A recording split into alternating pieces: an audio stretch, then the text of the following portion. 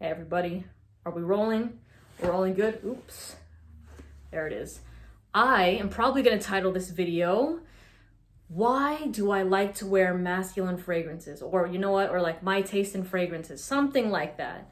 Because if you're new, if this is the first video that you've seen of mine, I, for the most part, love unisex, slightly leaning masculine. I don't like wearing stuff like red tobacco or things, even like Blue de Chanel. I'm not personally, that's nothing I would really reach for, but I do like unisex scents like Ombre Nuit.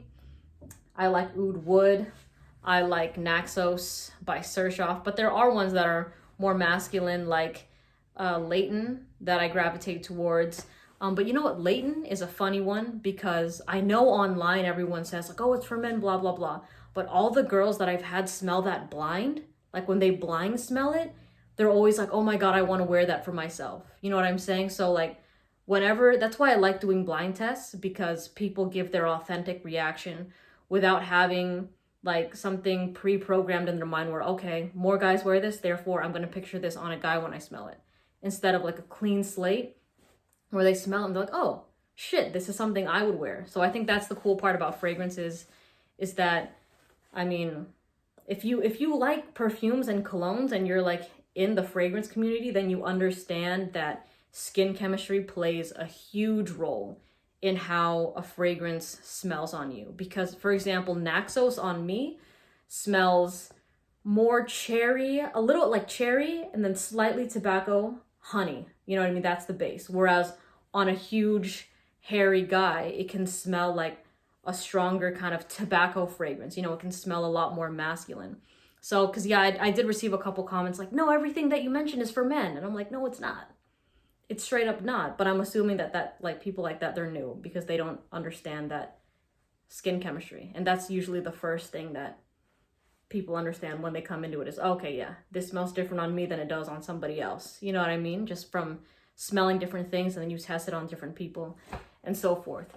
So yeah, that's pretty much it. I just like wearing it because I do. And sometimes a follow-up question I'll get is, but if you wear that, then men are going to smell it on you and think that, like, you know what, like, it's not going to attract men.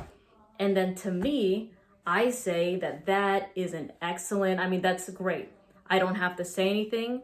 Men understand that if they smell me and if it smells slightly masculine, but to be honest, I never received the comment like, you smell like a man.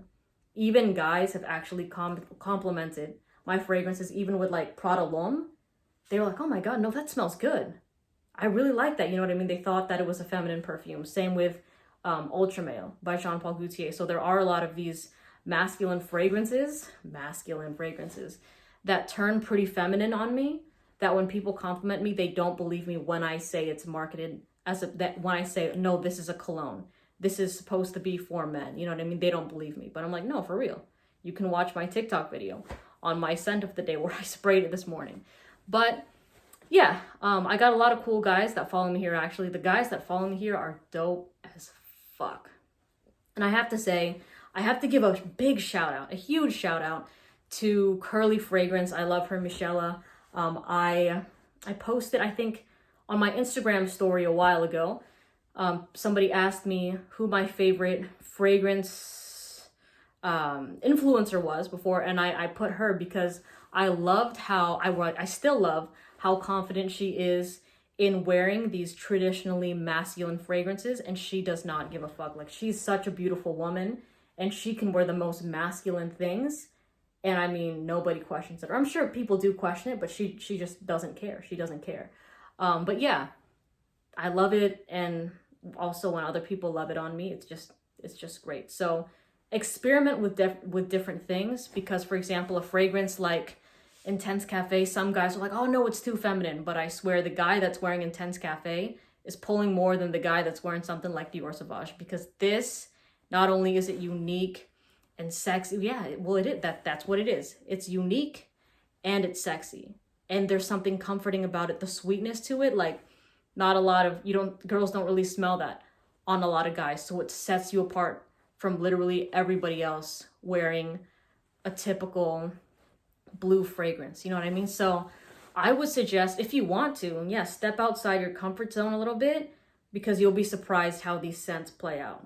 And the last thing I'm gonna note is that I'm not too big a fan of Chanel No. 5, right?